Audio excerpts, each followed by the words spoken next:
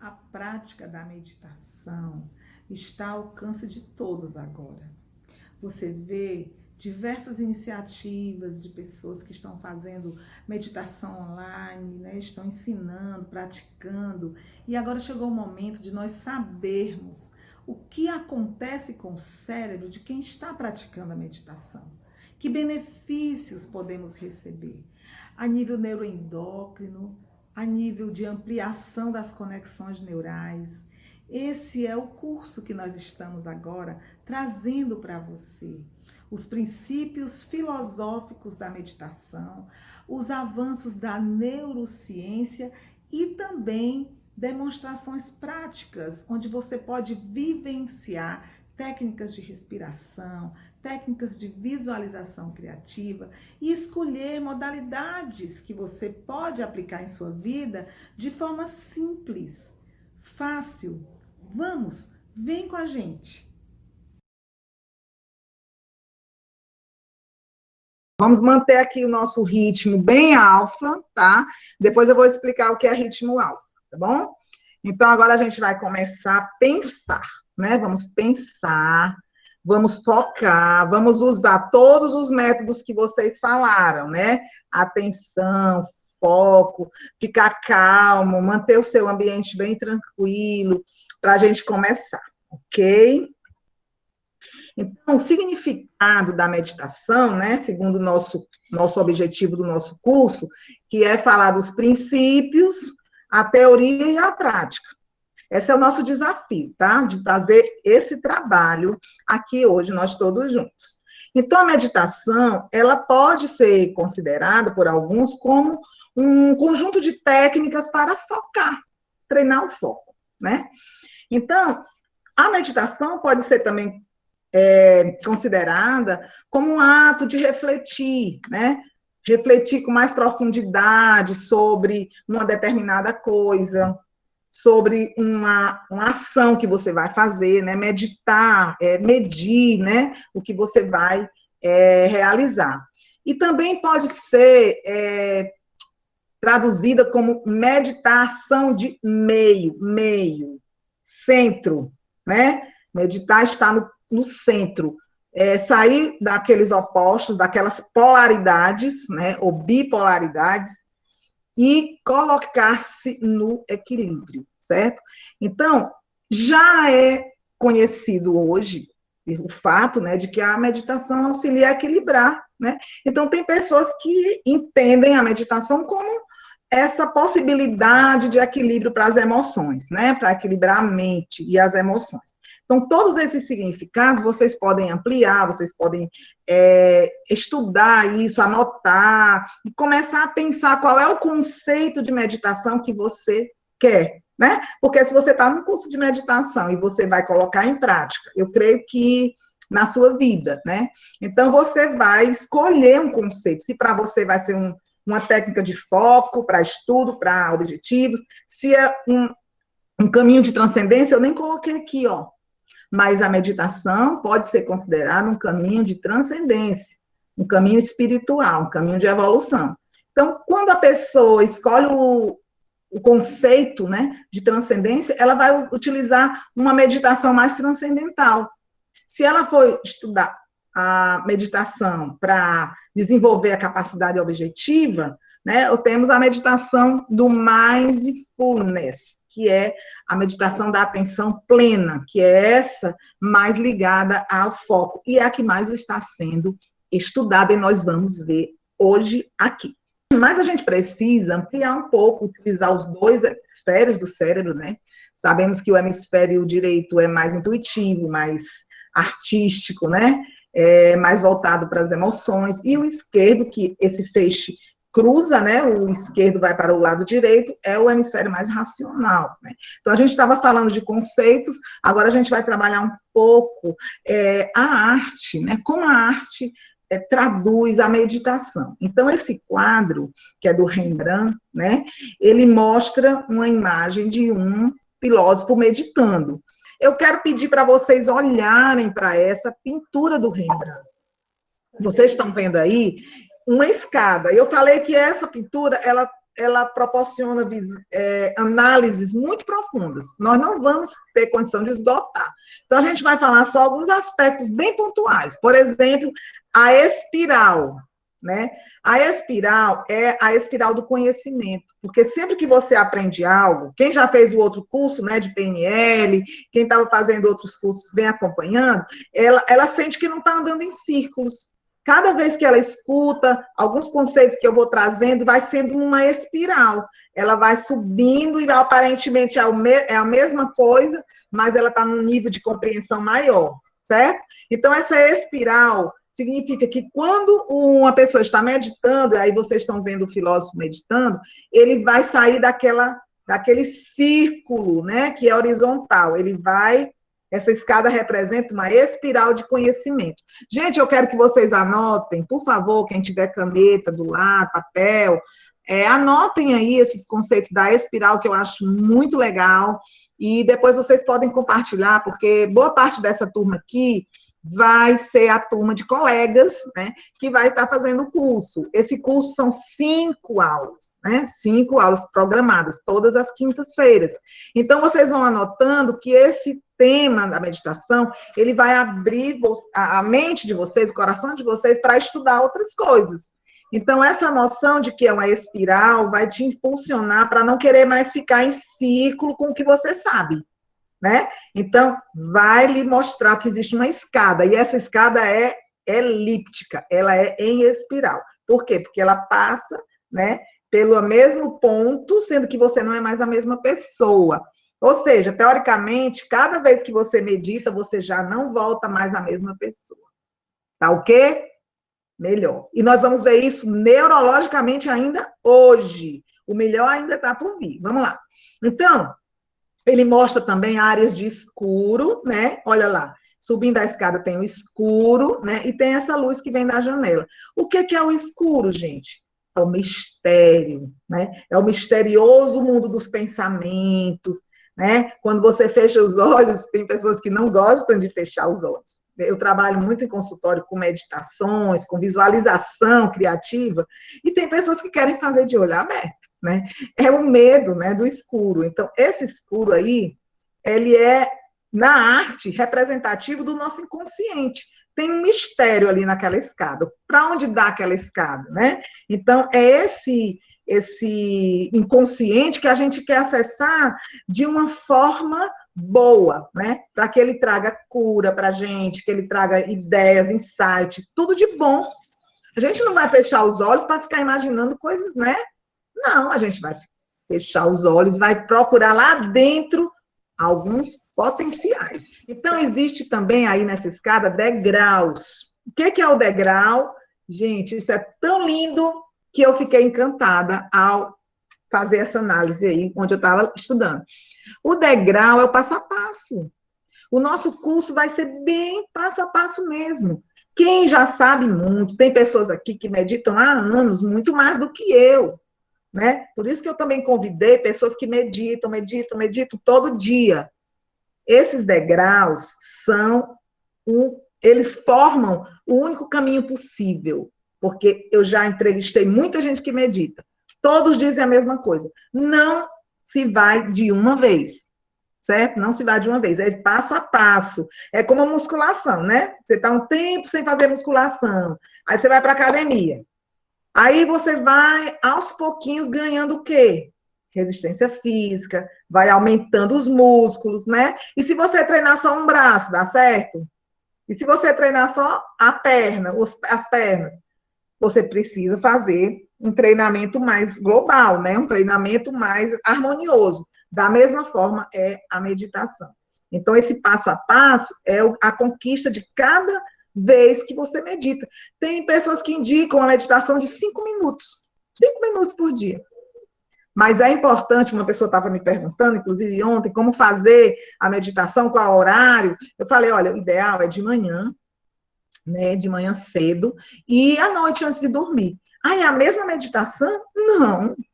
Pela manhã é um tipo de meditação, né, que vai abrir as conexões. À noite é outro tipo de meditação. E eu vou explicar por quê. E principalmente na aula de sono. Gente, essa aula de sono, quem não puder assistir às outras, se inscreva no curso. Só para aula de sono, já vale. Eu tenho ministrado muita palestra sobre sono, para o pessoal que trabalha com óleos essenciais, né? E outros grupos. Eu dei um seminário de 4 horas só sobre o sono.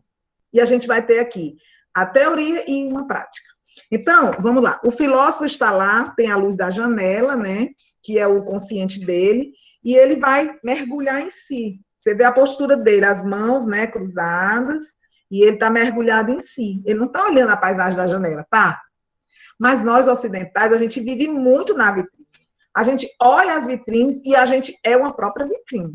A gente tem que estar sempre, né? Tá arrumado, tá em contato com alguém, tá no Facebook, tá isso, tá aqui fora, né? Então, o oriental, ele já vem desde sempre aprendendo a entrar em si, né? Então, essa imagem está mostrando o quê? Uma introspecção. Tem a janela, mas ele não está na janela, tá? Ele está olhando para dentro. E assim você vê as linhas e os detalhes dessa imagem. Aqui no canto direito, inclusive, né, tem uma imagem assim meio surreal, né? Que é uma personagem aí que a gente não consegue identificar bem. Mas o Jung, né, ele trabalha bem com a noção de sombra, diz que nós temos uma sombra. E quem quiser aprofundar o estudo psicanalítico desses aspectos inconscientes, de como os aspectos inconscientes geram doenças, geram sintomas, e também como eles escondem potencialidades maravilhosas, leiam o livro O Efeito Sombra.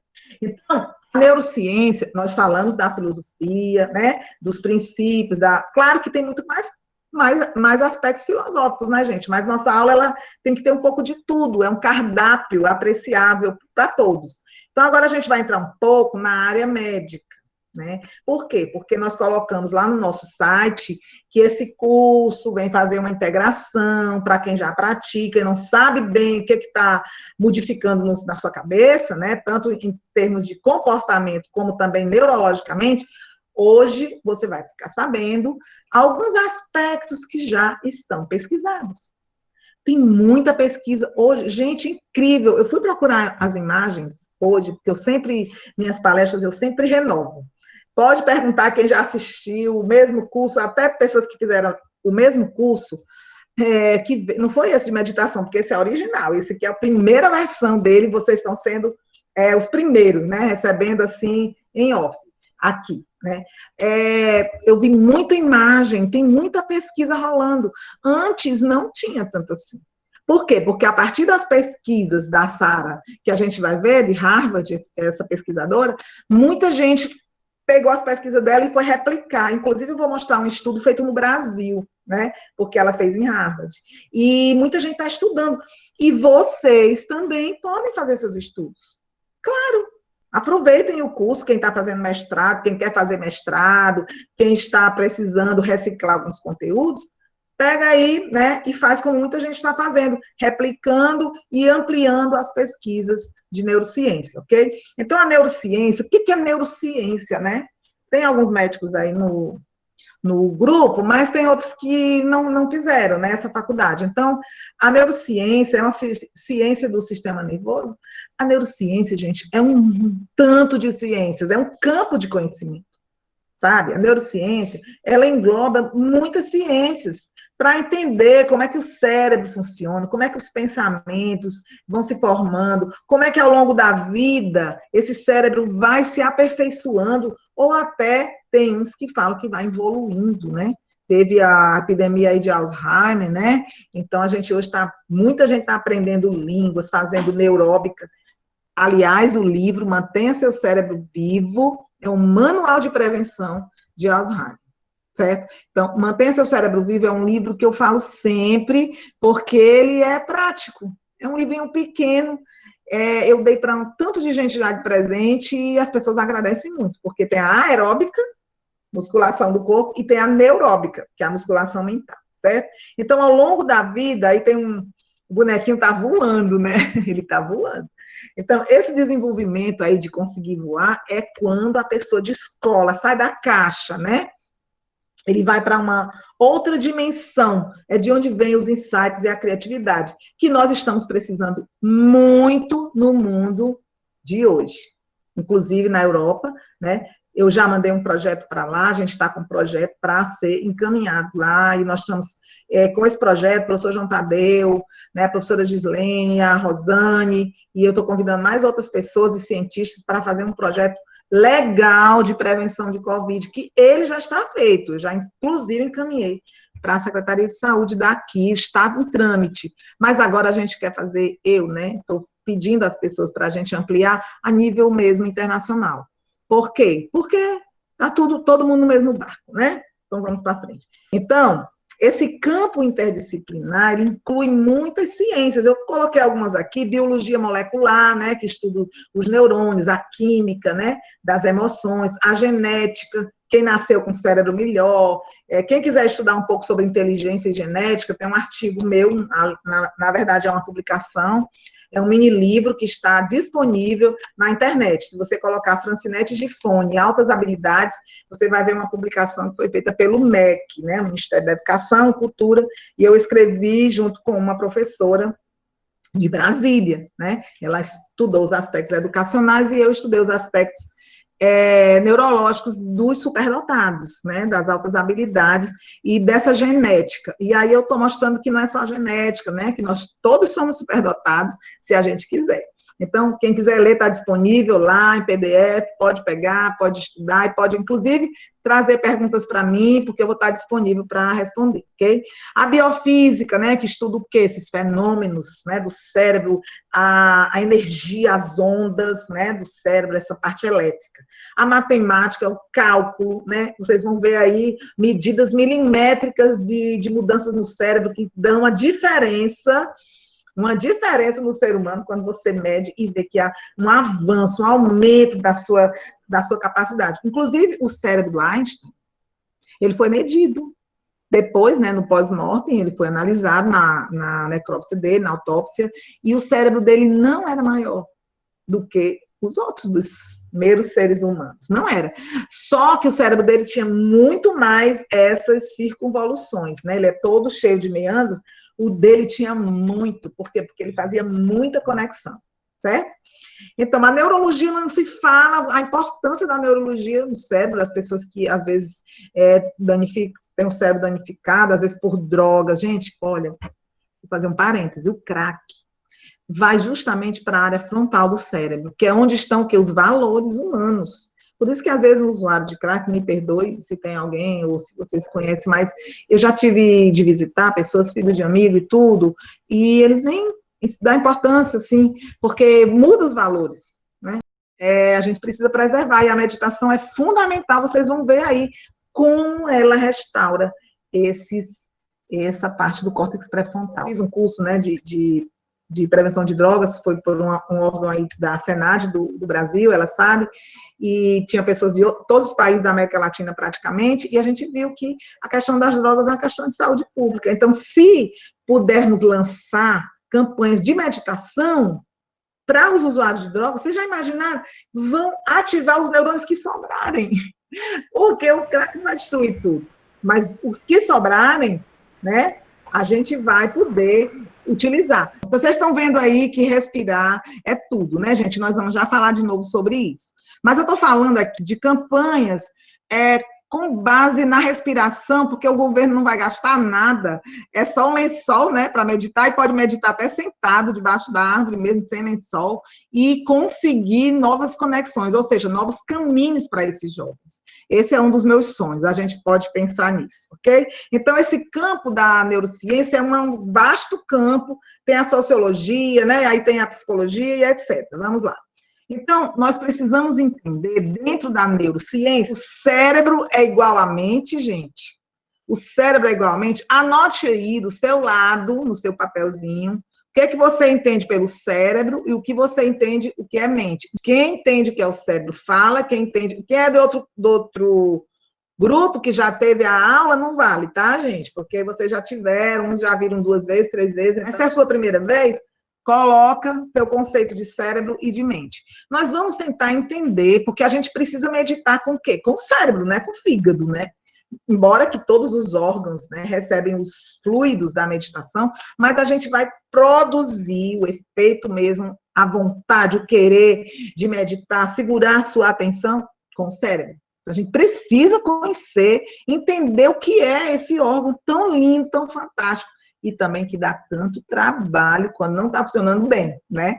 Então, qual o efeito do que a gente percebe? Como a gente entende? Cada um percebe de um jeito, ok? Então, qual o efeito das percepções que nós temos sobre as conexões neurais? Depois eu vou explicar porque vocês lembraram desses detalhes aí. Cada um tem o seu, né? A gente vai ver a diversidade de percepções. E como as crenças que a gente tem, né? O que é que a gente acredita? Quem está aqui hoje, nesse momento, é porque tem uma crença, de alguma forma, que precisa comandar mais o cérebro, que precisa, vou dizer, dominar, né? Porque a gente não consegue mesmo, nem o Freud conseguiu. Mas como entender melhor? Então, se você tem uma crença de que você pode tirar mais proveito do seu cérebro, você pode utilizar melhor, sofrer menos, é uma crença que faz você se interessar e dedicar, investir literalmente nesse estudo. Então, o cérebro é esse órgão, um órgão compacto, né, um tecido leve, alguns já viram até assim, um cérebro, às vezes de carneiro, né, de animal. Então, ele é esse órgão, que pesa mais ou menos 1.300 gramas. E a mente é o que a gente faz com ele. Imagine aí, dentro desse cérebro tem aqueles neurônios que estão desconectados. Por exemplo, um bebê, né? Um bebezinho, ele não está sabendo fazer nada, ele consegue só olhar para a mãe dele, depois ele consegue mamar, depois ele vai conseguindo, né, algumas conexões para usar e começar a ter independência. Então, essas conexões, elas vão criando alguns elos entre os neurônios, que são as células do cérebro. A gente vai ter uma aula de anatomia e neuroanatomia, tá certo? Hoje é só uma pincelada. Então, o cérebro vai receber os estímulos pelos 5 sentidos. Tudo que vai para ele é como se ele fosse uma central, né, de ônibus, e todos os ônibus que vêm de todos os bairros vão para aquele central, né? Chama de terminal de ônibus, vamos dizer, uma central.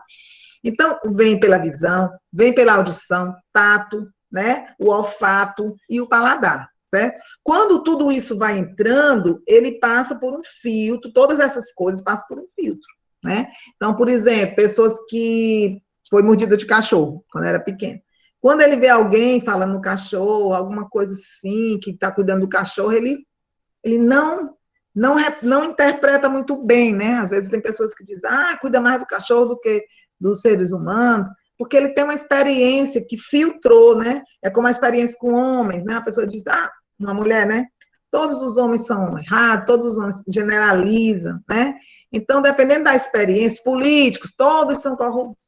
Não é bem assim, né? Então, é preciso entender que o nosso cérebro é cheio de coisas distorcidas, grandonas demais, e outras pequenas demais. Às vezes a saúde é uma coisa tão importante que está bem pequenininha. Eu estou sempre pensando nisso na minha vida. Qual o espaço que eu estou dando para mim, né, para a minha saúde? Então, esses neurônios, eles vão formando uma conexão. Lembrem-se, eu falei isso terça-feira no curso que a gente estava concluindo, que foi com o pessoal de Recife, a Jailma estava lá, que esses neurônios, eles não se agarram, eles ficam pertinho, assim.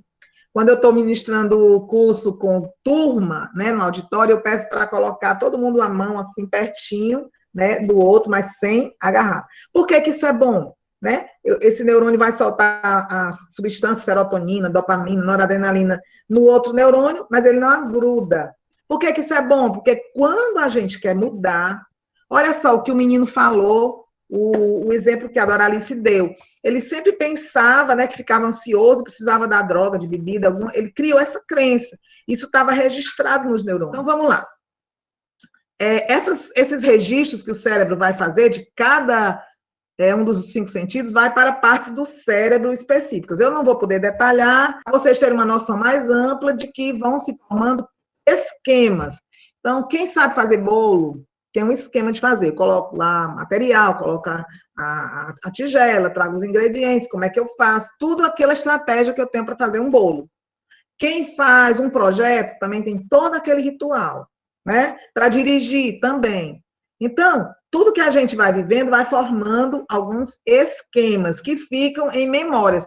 Registrem isso. Esquemas mentais geram memórias. Coloca aí, porque a gente vai já ver como é que a meditação vai agir nos esquemas que a gente já tem. Porque se não modificasse, o que é que a gente ia fazer meditando todo dia se não melhorasse, né, essas percepções que a gente tem? Então, por exemplo, você tem um esquema que você já viu muita coisa sobre meditação, aí você vem para essa aula, aí quando eu estou falando, você fica checando. Isso aqui eu já sei, isso aqui eu já sei, isso aqui eu não aceito, isso aqui... O cérebro já tem os esquemas, então não, né? Todo mundo sabe essa noção de esquema, né? O fulano já tem os esquemas dele. Se você quiser mudar o esquema, você vai encontrar o quê? Uma resistência, né? Então, o cérebro tem os esquemas dele. E quando a gente trabalha em consultório, eu trabalho muito com pessoas que já têm uma vida que já vem de muito tempo, às vezes 10, 20 anos, às vezes com problemas que repetem, né, que se repetem.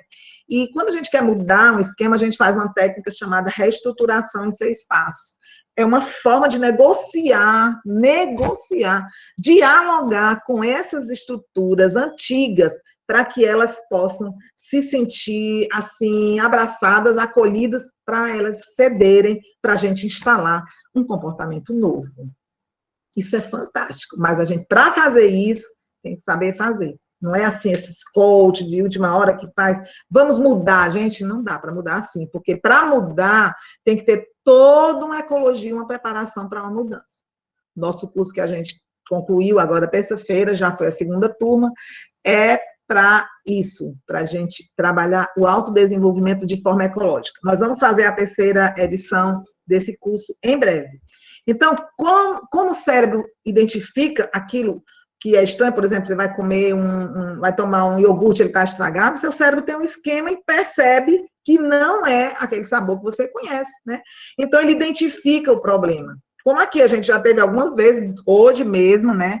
Houve alguns probleminhas aqui de internet, né? No começo, eu estava ali terminando de arrumar os slides, e aí o cérebro, vocês todos, né? Identificaram, vamos resolver. Como é que eu vou resolver isso? Vou ter paciência, eu vou ficar criticando, Cada um tem sua estratégia, né? Então, esses esquemas são muito úteis. Por isso que eles não se desmancham muito facilmente, tá? À noite, gente, é fundamental. Eu tirei aqui uns 5 slides dessa apresentação, porque estava relacionando com o sono, né? Com o funcionamento das estruturas do cérebro durante o sono, para a aprendizagem, é muito rico. Mas como a gente vai ter uma aula só sobre o sono, no dia 29, então não vou precisar entrar hoje nesse assunto. Então, à noite, tem uma área chamada hipocampo. Vocês estão vendo aí, em vermelhinho, né? Essa área, ela é top, gente. Essa área é quem faz você lembrar, por exemplo, vamos lá. Lembra de um perfume? Quem conseguir lembrar de um perfume que gostava ou que estava próximo de alguém que gostava daquele perfume, ou que não gostava, que você não gostava, ou o cheiro de alguma coisa que você não gostava. Então, vamos entrar aqui no miolo, né, na essência da nossa palestra de hoje, que são as pesquisas que iniciaram com essa maravilhosa cientista chamada Sarah Lazar. Ela teve um problema com ela mesma quando ela estava treinando para uma maratona, né, lá em São Francisco, e ela, né, torceu lá o pé, alguma coisa que ela ficou com muita dor, né, foi até para o hospital, foi com um amigo dela, e eu vou contar rapidamente assim, a história, porque depois que ela foi tratada, né, com a medicação, ela foi indicado para ela fisioterapia, e o fisioterapeuta indicou para ela yoga, né, e ela achou que, ela é neurocientista, tá, gente, já estava fazendo PhD dela em neurobiologia, então ela já estava assim, biologia molecular, aliás. E ela era muito cientista, então quando ele falou em fazer yoga para melhorar aquela área que tinha lesionada, ela ficou rindo por dentro, né? Ela conta isso, que ficou por dentro, imaginando como é que isso vai melhorar o pé, vai melhorar uma parte física. Mas ela começou a fazer, né? E aí, quando ela começou a fazer, ela começou a mudar. Ela começou a ter mais noções em relação às outras pessoas, em relação à dor que ela sentia, em relação ao que aconteceu, por que aconteceu, né? Então, ela decidiu pesquisar isso.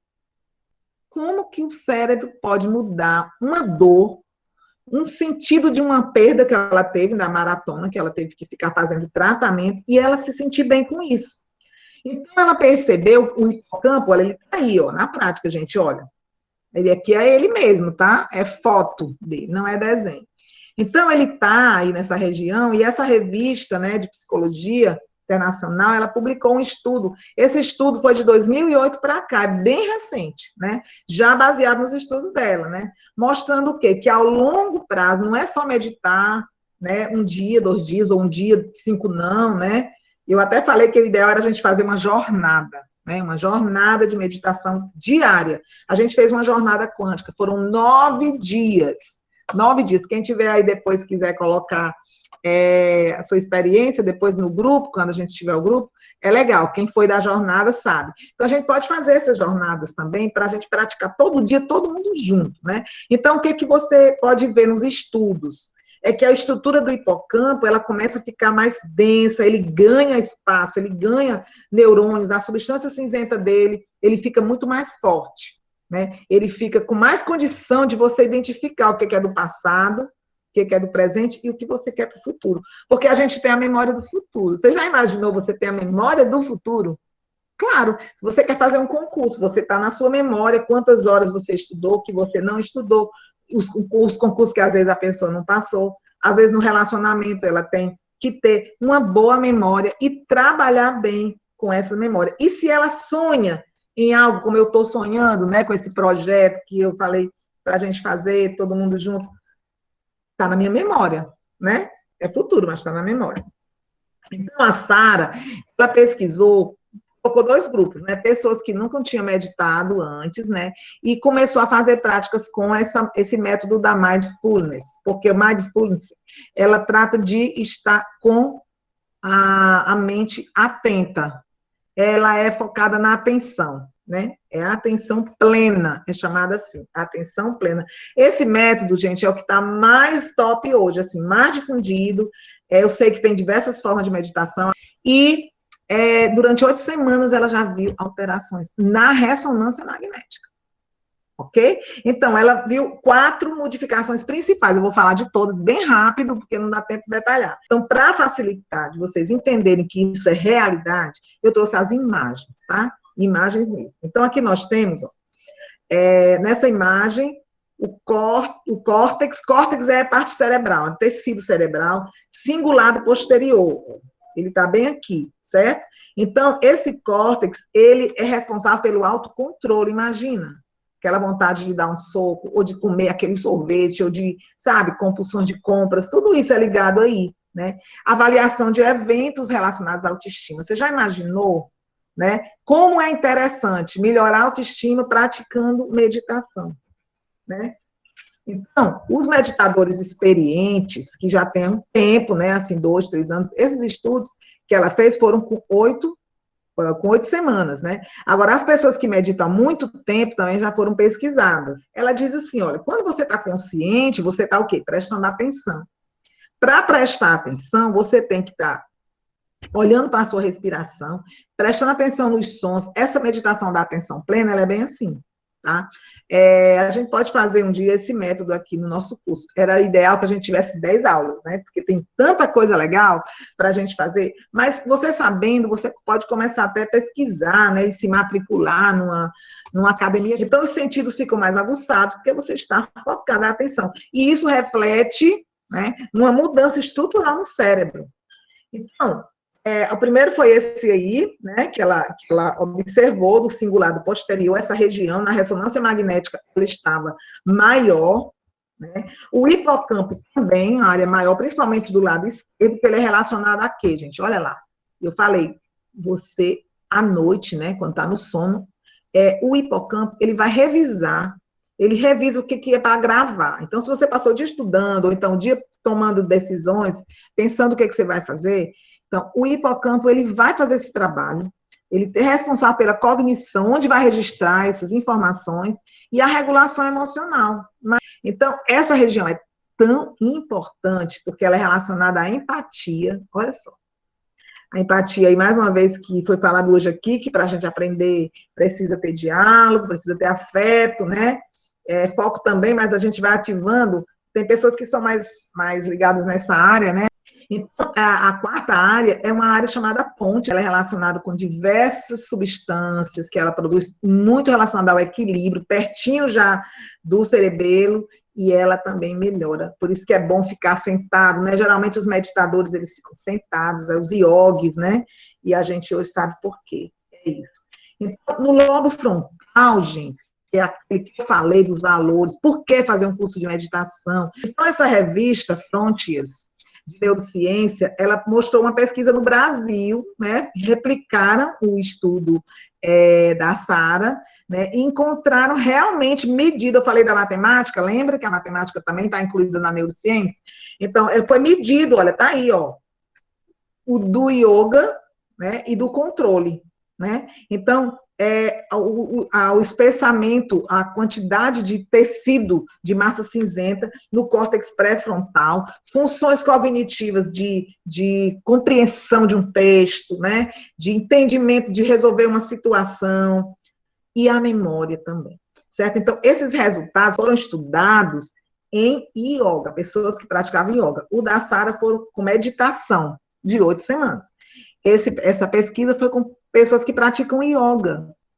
E foi observado o mesmo resultado. Então, eles colocaram como conclusão do estudo que o yoga tem hoje condições de provar que protege o cérebro contra o declínio cognitivo. O que é o declínio cognitivo?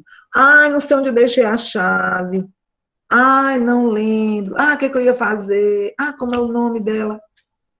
Aquela coisa que começa, né, da velhice, né? E às vezes no estresse também. Então, com o yoga, houve melhor. A meditação, ela é associada hoje, é quase um consenso, né, que ela diminui o estresse, porque amplia essas conexões novas, né? Vocês vão ver com a nossa prática, diminuição também da depressão, ansiedade, dores, insônia, que a gente vai falar muito no dia 29, e aumento da qualidade de vida. Você está vendo a foto dessa mulher antes e depois da meditação, né? Certo?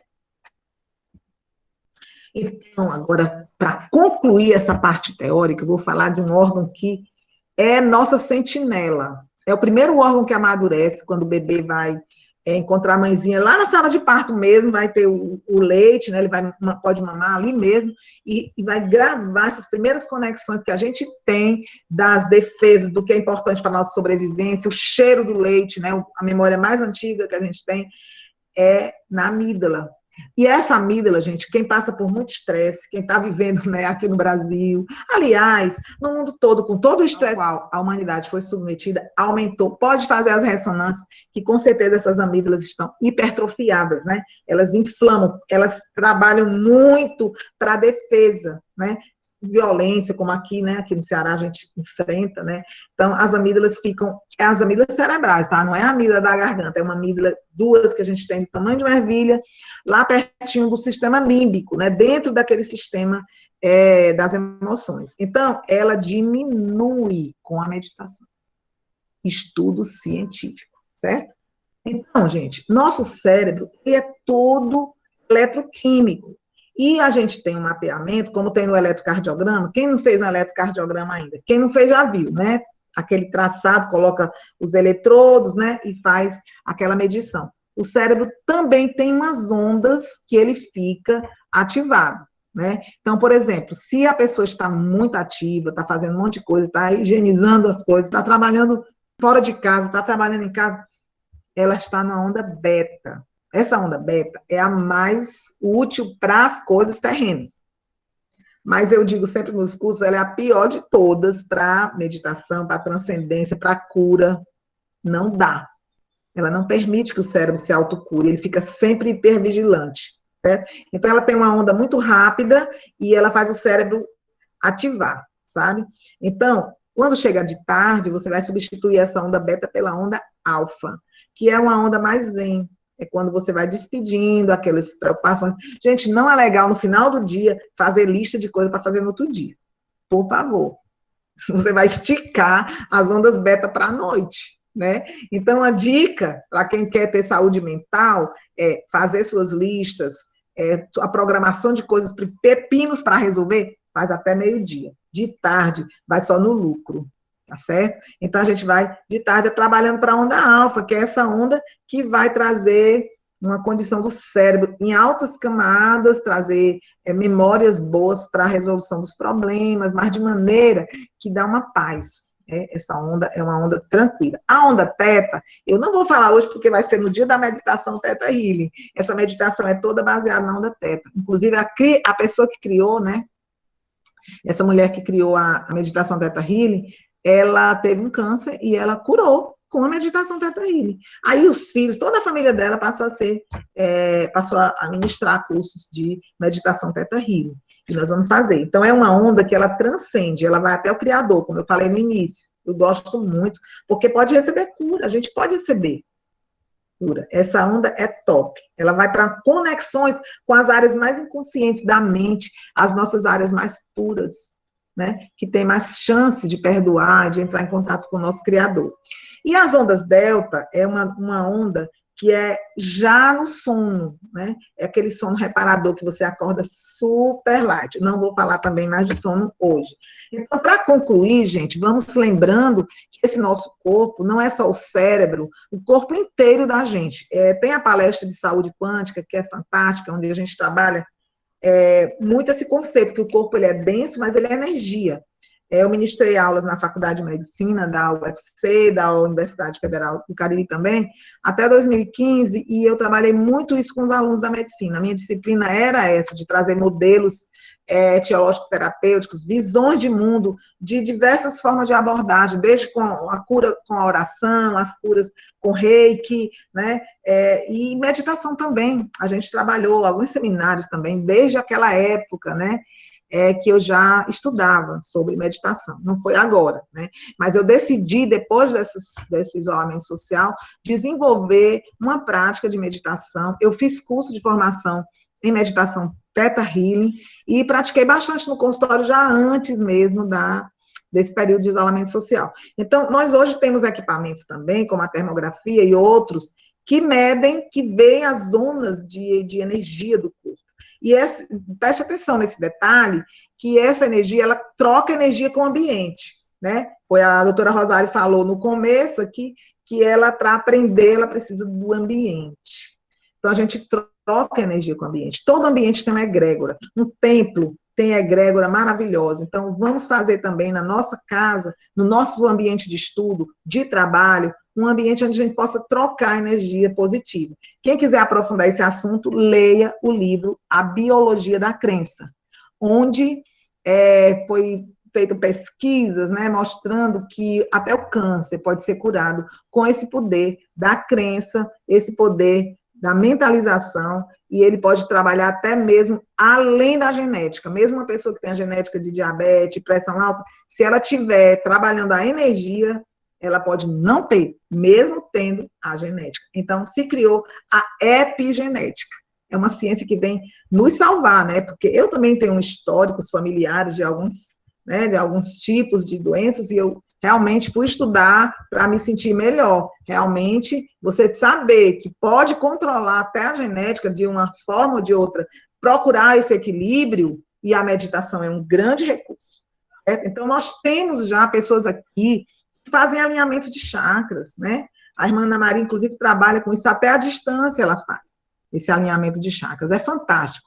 E esse alinhamento vai permitir o quê? Que você, alinhando, você consegue conectar melhor com essas energias boas, né? Porque quando o chakra está bloqueado, aquela região, né, como a gente tem esse amarelinho, que é do plexo solar, né, é o chakra que é relacionado ao enfrentamento da vida. Às vezes a pessoa está sempre recuando, está sempre se escondendo, porque o chakra está bloqueado. Então, ela vai receber a possibilidade de um cargo, ou tem uma viagem para fazer, ou uma decisão importante, o cérebro vai estar trabalhando, mas o chakra está bloqueado, tem que desbloquear para fluir a energia de troca com o ambiente, ela enfrentar, dar o passo, né, para frente. Então, é importante a gente saber que nós temos esses centros, e também existe, na PNL, tem um alinhamento neurológico, que é outro curso muito interessante, alinhar o cérebro em 6 níveis. E aqui a gente está vendo os chakras, né?